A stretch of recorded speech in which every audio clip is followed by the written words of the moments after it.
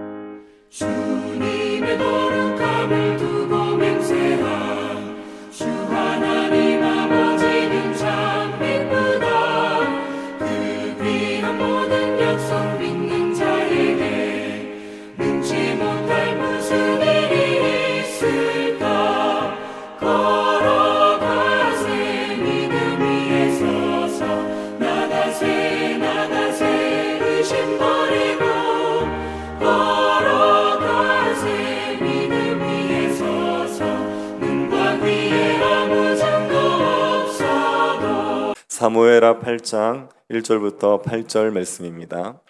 사무엘하 8장 1절부터 8절입니다.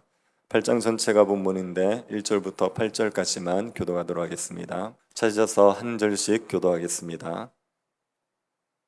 찾으셨으면 교도하겠습니다. 그 후에 다윗이 블레셋 사람들을 쳐서 항복을 받고 블레셋 사람들의 손에서 메대간말을 빼앗으니라.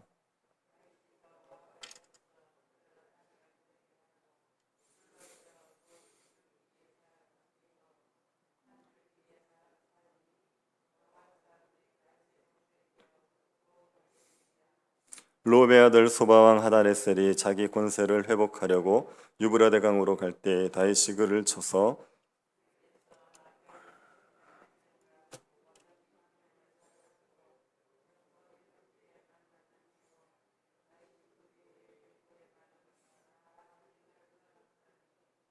다메섹의 아람 사람들이 소바왕 하다네셀을 도우러 온지라. 다윗이 아람 사람 22,000명을 죽이고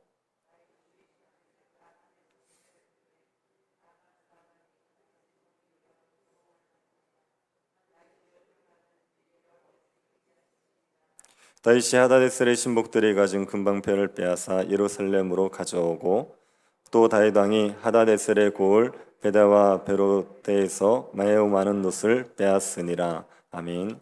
우리가 약속을 하기는 쉬워도 약속을 지키기는 어렵습니다. 하지만 하나님께서는 약속하신 것을 반드시 지키십니다. 하나님께서 다윗에게 약속을 주셨습니다. 다윗이 원수를 이기게 해주겠다고 약속하셨습니다. 다윗의 이름을 위대하게 해주겠다고 약속하셨습니다. 다윗의 왕국을 견고하게 만들어 주겠다 약속하셨습니다. 하나님께서 이 약속을 신실하게 지켜가는 것이 오늘 본문의 이야기입니다. 하나님께서 우선 다윗의 원수들을 제압해 주시겠다는 약속을 지켜주십니다. 다윗은 하나님의 약속을 받고 나서 주변 나라들과 전쟁을 합니다. 그리고 주변 나라들을 정복하게 됩니다. 먼저 블레셋을 굴복시키지요. 다윗이 블레셋을 쳐서 항복을 받아냈습니다. 블레셋을 쳐서 항복을 받았지만 블레셋에게 조공을 받지는 않습니다. 모압에게는 조공을 받았지만 블레셋에게는 조공을 받지 않았습니다. 조공을 받지 않았다는 것은 블레셋이 이스라엘의 속국이 된 것은 아니라는 의미입니다. 하지만 다윗은 블레셋의 메덱 암마를 빼앗습니다. 메덱 암마라는 곳은 모성의 굴레 이런 의미가 있습니다. 어머니 성의 굴레라는 의미입니다. 이 메덱 암마가 어디냐고 보면 어딘지를 보면은 이것은 블레셋의 가드를 말합니다. 역대상 18장에 오늘 본문 같은 내용의 본문이 있습니다. 거기에 보면 이렇게 기록되어 있습니다. 그 후에 다윗이 블레셋 사람을 쳐서 항복을 받고 블레셋 사람의 손에서 가드와 그 동네를 빼앗고, 다윗이 블레셋의 가드를 빼앗았습니다. 가드가 메덱 암마입니다. 가드는 블레셋의 어머니 성입니다. 블레셋에는 5개의 도시가 있습니다. 가드, 에글론, 가사, 아스돗, 아스글론 5개의 도시가 있습니다. 그 중에 가드가 가장 중심이 되는 성이었습니다. 다윗이 이 가드 왕 아기스 밑으로 도망을 간 적이 있습니다. 그리고 블레셋이 이스라엘을 공격할 때도 이 가드 왕 아기스가 중심이 되어서 공격을 합니다. 그래서 가드가 블레셋의 모성입니다. 이 가드는 이스라엘의 굴레였습니다. 이스라엘에게 가시 같은 역할을 했습니다. 끊임없이 이스라엘 백성들을 괴롭혔죠. 그런데 다윗이 이 가드를 빼앗아 버린 겁니다. 가드를 정복함으로 인하여서 이스라엘을 괴롭히던 가시를 뽑아 버렸습니다. 그동안 블레셋에 당한 수치를 다윗이 대갚아 준 것입니다. 이스라엘과 블레셋과의 관계가 역전이 되었습니다. 블레셋이 이스라엘을 지배하고 못살게 굴었는데 이제는 다윗이 이스라엘이 블레셋을 지배하게 된 겁니다. 이제 더 이상 블레셋에게 이스라엘이 괴롭힘을 당하지 않게 되었습니다. 그리고 다윗이 모압을 칩니다. 블레셋이 이스라엘의 남서쪽에 있다면 모압은 이스라엘의 동쪽에 있습니다. 모압은 이스라엘과 국경을 맞대고 있습니다. 그래서 이스라엘과 싸움이 끊이지 않았습니다. 사사시대에 모압 왕 에글론이 이스라엘을 18년 동안 지배한 적이 있습니다. 다윗이 이 모압을 칩니다. 그리고 모압을 속국으로 만들어 버립니다. 모압이 조공을 바치게 했다고 말하는 것이 모압을 속국으로 삼았다는 것입니다. 그런데 이때 다윗이 모압 사람들을 2줄 길이의 사람은 죽이고 1줄 길이의 사람은 살려두지요. 이것은 어린아이들은 살리고 어른들은 죽였다는 의미입니다. 다른 사본을 보면 3분의 2는 죽이고 3분의 1은 살렸다고 되어 있습니다. 다윗이 모압 사람 태반을 죽였던 것입니다. 그리고 다윗은 소바와의 싸움에서도 승리합니다. 소바는 이스라엘의 북쪽에 있는 나라입니다. 소바는 그 근처에 있는 나라들 중에서 힘이 있는 나라였습니다. 소바가 다윗에게 공격을 받자 다메섹의 아람 사람이 도우러 나옵니다. 이것을 보면 소바가 힘 있는 나라였다는 것을 알 수 있습니다. 이 소바 왕의 이름이 르홉의 아들 하닷에셀이라고 기록되어 있지요. 르홉의 아들이라는 말은 하닷에셀이 르홉 출신이라는 의미로도 해석이 될 수 있습니다. 사사기를 보면 단지파가 있던 근처에 베드르홉이라는 아람 왕국이 있었습니다. 하닷에셀이 베드르홉 출신일 수 있습니다. 그러면 베드르홉 출신의 하닷에셀이 소바 왕이 된 것이지요. 다른 나라 사람이 그 나라의 왕이 된 겁니다. 다른 나라의 사람이 그 나라의 왕이 되자면 그 사람의 능력이 얼마나 뛰어나야겠습니까? 그래서 이 하닷에셀은 보통 사람이 아닙니다. 아수르의 문헌에 따르면 소바왕 하닷에셀의 영토는 유브라데 강까지 이르렀다고 되어 있습니다. 하닷에셀은 왕성한 정복 활동을 벌인 왕입니다. 다윗이 이 하닷에셀의 정복 활동을 저지하기 위해서 하닷에셀을 치게 됩니다. 다윗은 하닷에셀과의 싸움에서 승리해서 기병 1,700명, 보병 2만 명을 사로잡습니다. 그 중에서 100대의 병거를 위한 말, 즉 200마리만 남겨놓고 힘줄을 다 끊어버립니다. 하나님께서 왕이 된 자는 말을 많이 두지 말라고 말씀하셨습니다. 다윗이 그 말씀에 순종해서 200마리의 말만 남기고 나머지 말들의 힘줄을 다 끊어버렸습니다. 소바와의 싸움에서 승리하고 나서 돌아가려고 하는 다윗을 다메섹 아람 사람이 공격을 하지요. 다메섹 아람 사람은 하다레셀을 도우러 온 것입니다. 다윗이 하다레셀과의 전쟁에서 지쳤을 거라고 생각해서 다윗을 공격했습니다. 하지만 다윗에게 크게 패하고 맙니다. 22,000명이 죽었습니다. 그리고 이 다메섹 아람도 이스라엘의 속국이 되었습니다. 다윗이 다메섹 아람의 군대를 주둔시키고 지배합니다. 아람 사람들이 다윗의 종이 되어서 조공을 바치게 됩니다. 다윗은 블레셋을 치고 모압을 치고 소바를 치고 다메섹 아람을 쳤습니다. 4개의 나라와 싸워서 승리했습니다. 하나님이 다윗의 원수를 이기게 해주겠다는 약속을 지켜주신 겁니다. 다윗은 하나님께서 원수를 이기게 해주셨다는 것을 압니다. 그래서 자신이 전쟁에서 얻은 전리품을 하나님께 바치지요. 8장 7, 8절을 보십시오.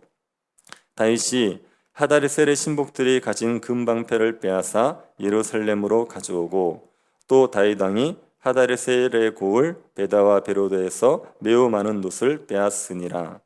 다윗이 하다레셀의 전쟁에서 승리해서 금과 놋을 전리품으로 얻었습니다. 이것을 하나님께 바칩니다.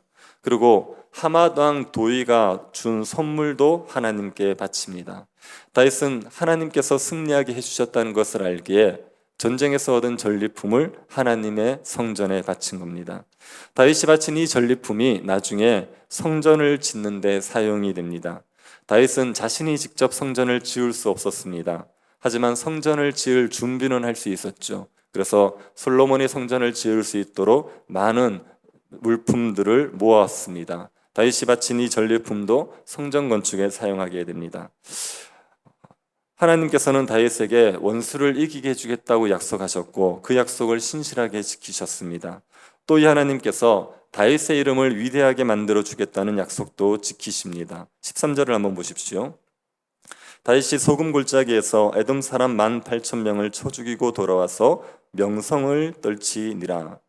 다윗이 소금 골짜기에서 에돔 사람 18,000명을 죽이고 돌아왔습니다. 이 일로 다윗이 명성, 이름을 날리게 되지요. 에돔은 정복하기가 어려운 나라입니다. 에돔 족속들은 페트라라고 하는 바위산에서 살고 있습니다. 그래서 싸워서 이기기 어렵습니다. 그런데 다윗이 에돔을 속국으로 삼았기 때문에 그 이름을 떨치게 됩니다. 하나님께서 다윗의 이름을 위대하게 만들어 주겠다고 하신 약속을 지키신 겁니다.